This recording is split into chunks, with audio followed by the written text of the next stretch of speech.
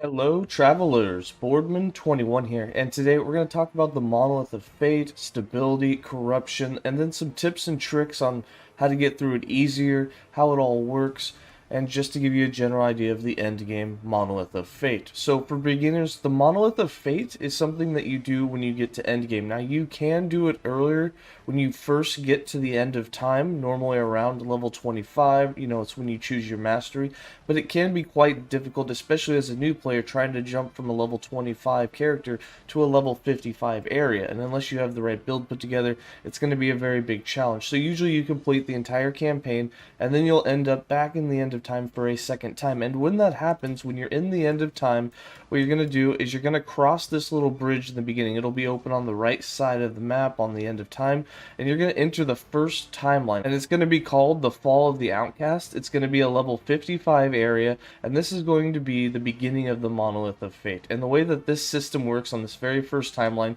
you're going to enter in here, you're going to have this little portal pad on the ground that connects you so you can teleport back whenever you need, and then you'll go to the stone. And when you get to the stone, the very first time that you're in here, you will not have the option for legendary.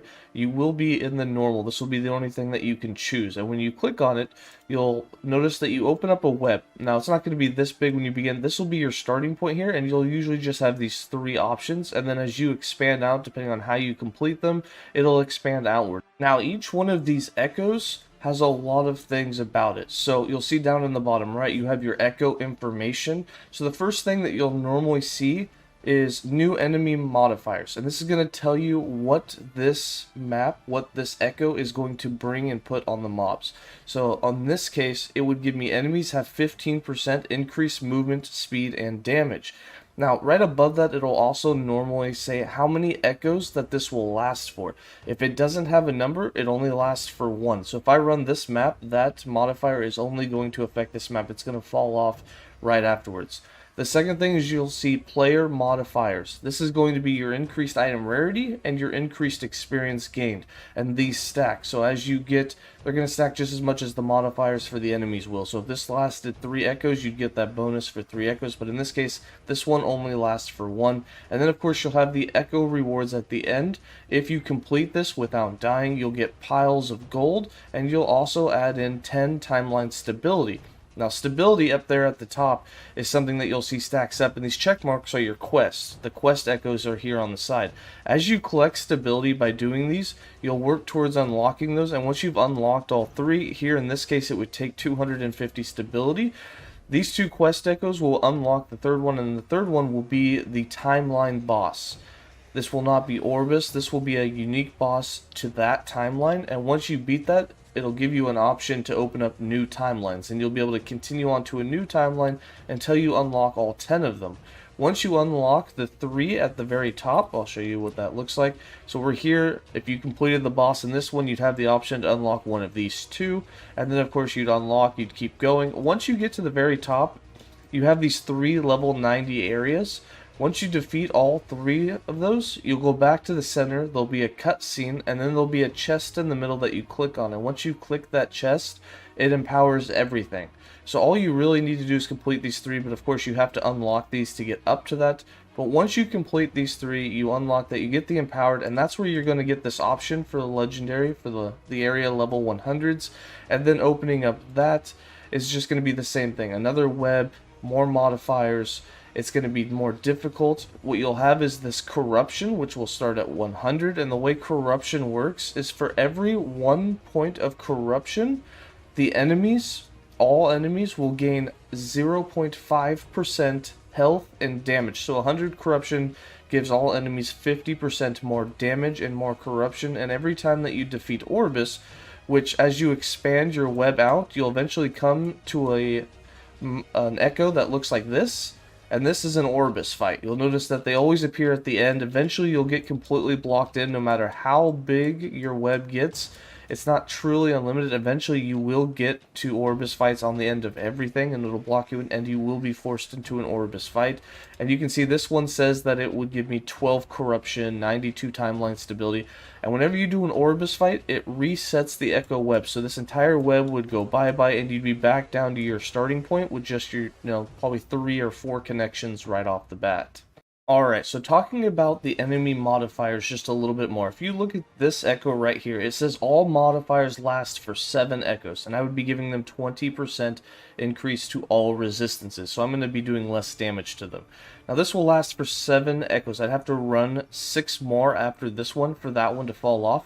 You can see where all these stack on the left side. Here you can see my enemy modifiers. Currently, I have enemies have 45% increased health and focus on attacking players. Enemies have increased health, they have a chance to dodge, they have increased critical strike chance.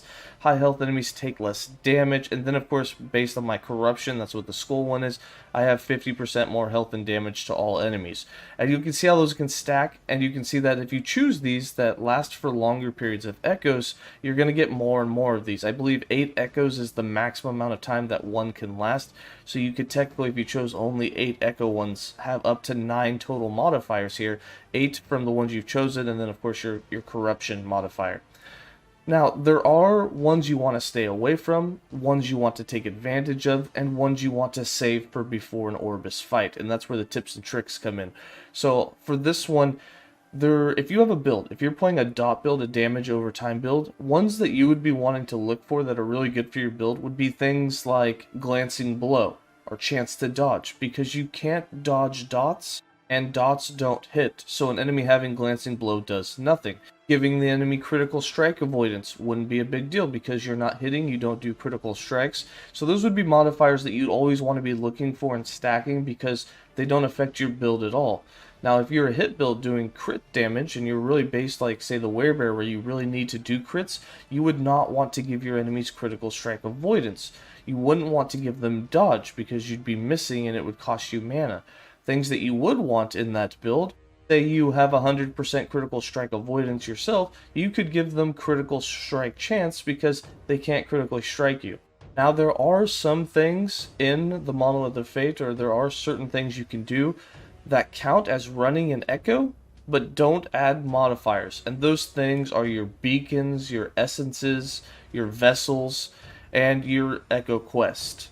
So if you have a bunch of modifiers and say they're all modifiers that you don't want, to start dropping them off, you could choose more that are the ones that you do want, but if you don't have any available, you could save your lanterns. If I were to run this lantern, it doesn't actually add a modifier, but it would count as an echo run, and anything that only had 1 echo left would fall off. The other thing you can do before Orbis fights. Orbis does not count as a rare enemy, so there are some modifiers out there that say that they increase the stats of only rare enemies. Let's see if we can find one here. I'm sure I have one. So like right here we have rare enemies regenerate health. This is a really good one to get a few of. Now these can stack. You can get multiple of the same thing. Putting something like this, finding like 3 of these and leaving them in your echo, so before you do an Orbis fight you run like 3 of these, will make your Orbis fight faster because it won't have any increased health. It's just going to have the basic corruption thing you'd have because you'd have all the other ones fall off or be rare enemies regenerate health, which wouldn't affect it. So by saving, when you expand your web, by saving the ones that you know will be really useful before an Orbis fight, you would run those before you would do Orbis, and that way you'll have a really easy fight and it won't be too challenging. This will help you on your way to stack corruption because corruption itself is going to become a much harder modifier when you get up to 300, 400, 500 corruption, and that's giving 200% increased health and damage. You don't really want to be stacking other modifiers that increase health and damage for Orbis. It's going to become a really challenging fight. So you can easily remove those additional ones by just running ones that you've saved that are fixes or modifiers that don't affect your build, or removing them altogether by running your vessels and running your beacons or running your quest echoes. Now the nice thing about quest echoes is when you run these, it will not reset your web. The web stays. So you can do these over and over again as long as you have the stability. You have enough stability to run up to 6 of these. You can only save up to 2 times the maximum cost of the 3rd quest. So you would be able to run 6 of these, which is more than enough to remove all the modifiers that you have. Unless you were choosing, 7 and 8, but you'd be able to run 1 beacon, 2 beacons, and then you would have 0 modifiers on the build altogether, and you could go defeat Orbis. Something to note, when you defeat Orbis and it resets the web, it does not reset your enemy modifiers. So don't be choosing a whole bunch of things for just rare enemies, because if you stack too many things for rare enemies, rare enemies will be a really big challenge the moment that you reset the web. Now, rare enemies regenerating health, stacking 2 or 3 of those is not going to be bad, but if you do rare enemies have increased health and damage and stack 2 or 3 of those, yes, Orbis will be easy, but when you go back into the timeline to do another one and you hit a rare enemy, they're going to do such massive damage that that itself will be a really big challenge. So you got to play it smart. Now, another question that I get asked is, what is the fastest way to stack corruption? And if you don't know, or if you haven't asked it, or if you have been wondering, basically you want to pick a direction, a starting point from your starting point, and just take off in that direction until you get basically stuck, and hope that you got far enough for a added corruption. So like here, you could take off up to the top. You just want to go in a straight line, continue on, and here I would have got stuck here, and you would have seen I'd be able to add 12 corruption. The amount of corruption added by these, it goes up. The farther out you get, up to a maximum, I believe 19 is the maximum that you can have. The closer you are to the center, the lower that number is going to be. So here, if we get real close here, let's see what my closest one is. This one's pretty close. This would only add 6 corruption. Now, I'm only at 100 corruption. I can't go down. As you expand, and like if my corruption was 150 right now, this one would actually probably give like -2 or -3. There is a way to reduce corruption. It's by doing an Orbis fight closer to the center here, which will reduce the total amount you get the farther out you are. So you'll have to get even farther to get that 12, but that's how you do it. You want to choose a straight line, and you just want to like aim for a corner of the map. And then once you get stuck, once you've been completely surrounded by Orbises, just kind of hope that you've got one that gives you enough added that it was worth it. Choose it, reset your echo, and run it again. Another question I get is it worth it to even stack corruption? And for the most part, I think not. I think that you're better off just speed running through your level 100 corruption. All it really does, besides increasing how hard your modifiers are, is increases your item rarity and of course increasing your EXP gain. So if you're already a level 100 character, the EXP doesn't matter.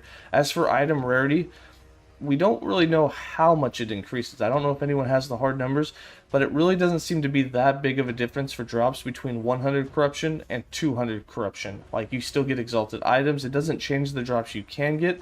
It's just going to increase the rate at which you would find them a little bit. And that's really as simple as it is. It's really not a super in-depth concept. The mechanics of it are pretty simple. As you stack corruption, you increase the difficulty of the timeline itself. As you stack stability, all this stability is going to do is let you run the quest echoes. Once you do the quest echoes, you'll be able to pick a new timeline. And of course, you'll have the Orbis fights. And once you choose an Orbis fight, you can either higher or lower your corruption. And it will also reset your web so you start over. If you're new to the Monolith of Fate and you weren't quite sure how it worked, I hope this helped a little bit. I know that it can seem like a big undertaking when you first hit it, but it is relatively simple. Once you play around with it a little bit, you will be able to figure it out. Hopefully this helped you if you were struggling, but that's going to be it for me. As always, stay safe, travelers, and have a good day.